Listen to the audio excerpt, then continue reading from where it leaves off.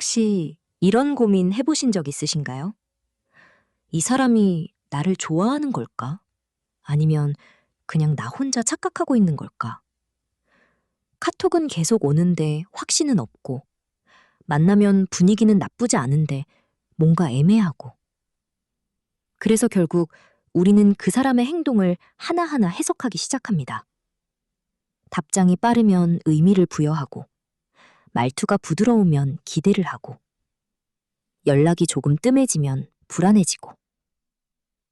그러다 보면 어느 순간 혼자서 관계를 다 만들어버리고 있습니다. 그런데 오늘 제가 하나 확실하게 말씀드리겠습니다. 카톡으로는 절대 사람의 마음을 정확하게 알 수 없습니다. 왜냐하면 사람은 의식적인 행동은 얼마든지 조절할 수 있기 때문입니다. 마음이 없어도 친절하게 행동할 수 있고, 관심이 없어도 연락을 이어갈 수 있습니다. 하지만 딱 하나, 사람이 절대 조절하지 못하는 게 있습니다. 바로 무의식적인 반응입니다. 심리학에서는 인간의 행동을 크게 두 가지로 나눕니다. 하나는 의식적인 행동, 그리고 하나는 자동적으로 나오는 무의식적인 반응입니다. 이 무의식적인 반응은 우리가 생각하기 전에 이미 나타나고 본인도 모르게 튀어나오기 때문에 숨길 수가 없습니다. 그래서 오늘은 상대방의 말이 아니라 상대방의 무의식을 통해 진짜 마음을 확인하는 방법을 알려드리겠습니다. 먼저 우리가 왜 이렇게 계속 헷갈리는지부터 짚고 가겠습니다. 사람은 객관적으로 판단하지 않습니다. 자신이 믿고 싶은 방향으로 정보를 해석합니다. 이걸 심리학에서는 확증 편향이라고 합니다. 예를 들어 상대가 한번 먼저 연락하면 역시 나한테 관심 있는 거라고 생각합니다. 그런데 며칠 동안 연락이 없으면 바빠서 그런 거라고 스스로를 설득합니다. 같은 행동도 내 감정에 따라 완전히 다르게 해석하는 겁니다. 그래서 우리는 점점 더 확신을 잃고 더 많이 분석하게 됩니다. 하지만 진짜 중요한 건 분석이 아니라 관찰입니다. 특히 생각할 틈이 없는 순간의 반응을 봐야 합니다. 사람은 생각할 시간이 있을 때는 자신의 행동을 조절합니다. 하지만 예상하지 못한 상황에서는 뇌가 자동으로 반응합니다. 이 자동 반응이 바로 진짜 감정입니다. 그래서 첫 번째로 보셔야 할 건 대화의 흐름이 끊기는 순간입니다.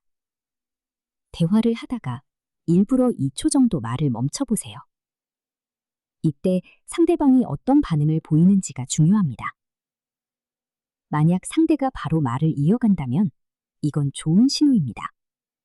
이 대화를 끊고 싶지 않다는 의미이기 때문입니다. 반대로 어색해하면서 시선을 피한다면 그건 그냥 편한 사이일 가능성이 높습니다. 그런데 만약 상대가 웃으면서 새로운 질문을 던진다면 이건 상당히 강한 신호입니다.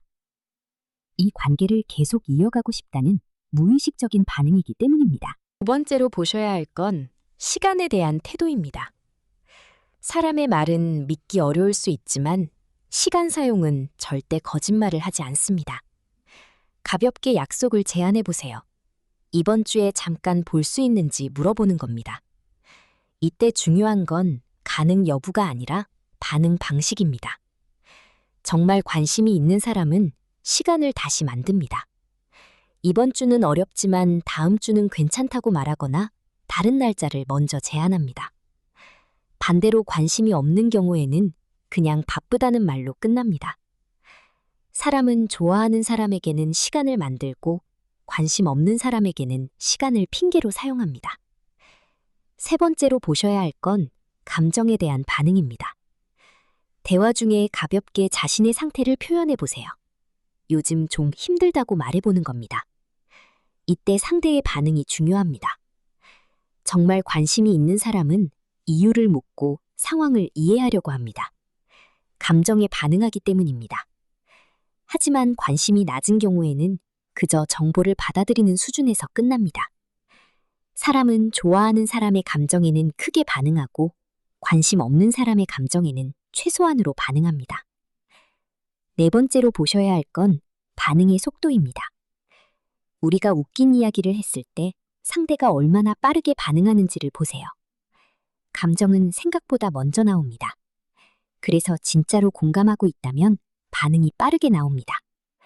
반대로 반응이 늦다면 그건 감정이 아니라 생각으로 반응하고 있는 겁니다. 이건 미묘하지만 굉장히 정확한 차이입니다. 마지막으로 가장 강력한 기준은 기억입니다. 사람의 뇌는 모든 정보를 기억하지 않습니다. 감정적으로 중요한 정보만 장기 기억으로 저장합니다. 대화 중에 사소한 정보를 하나 흘려보세요. 예를 들어, 요즘 딸기가 먹고 싶다고 말하는 정도면 충분합니다. 그리고 며칠 뒤에 그 사람이 그걸 기억하고 있는지 보세요. 만약 기억하고 있다면 그건 단순한 기억력이 아니라 감정적인 중요도가 높았다는 의미입니다. 즉, 당신이 그 사람에게 의미 있는 존재라는 뜻입니다. 반대로 기억하지 못한다면 아직은 특별한 감정이 없을 가능성이 높습니다. 여기서 중요한 건 이 모든 신호를 하나로 판단하면 안 된다는 점입니다. 심리학에서는 여러 신호가 동시에 나타날 때 그 의미가 강해진다고 봅니다. 즉, 하나가 아니라 세 가지 이상이 동시에 나타나야 합니다. 대화를 이어가려 하고, 시간을 다시 만들고, 감정에 반응하고, 사소한 것까지 기억한다면 이건 단순한 호감 수준을 넘어선 신호입니다. 마지막으로 꼭 말씀드리고 싶은 게 있습니다. 우리는 너무 많은 시간을 상대의 마음을 추측하는 데 사용합니다. 하지만 관계는 추측으로 만들어지지 않습니다. 확인해야 합니다. 그리고 그 확인은 카톡이 아니라 직접 마주한 순간에서 이루어집니다. 사람의 무의식은 거짓말을 하지 않습니다. 시선, 거리, 반응, 감정, 기억. 이 5가지를 보시면 굳이 물어보지 않아도 답은 이미 나와 있습니다. 이제는 혼자서 고민하지 마시고 직접 확인해 보시기 바랍니다. 관계는 해석이 아니라 경험입니다. 그리고 그 경험 속에서만 진짜 감정은 드러납니다. 시청해 주셔서 감사합니다. 구독과 좋아요는 영상 제작에 큰 힘이 됩니다.